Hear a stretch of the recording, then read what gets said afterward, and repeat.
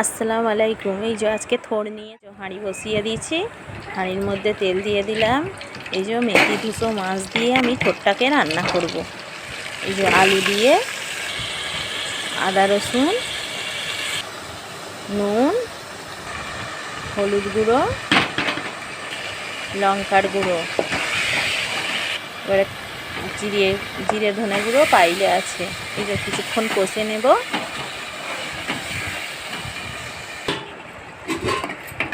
এই যে কষানোটা দেখে নিন, এইভাবে কষে নেব। এবারে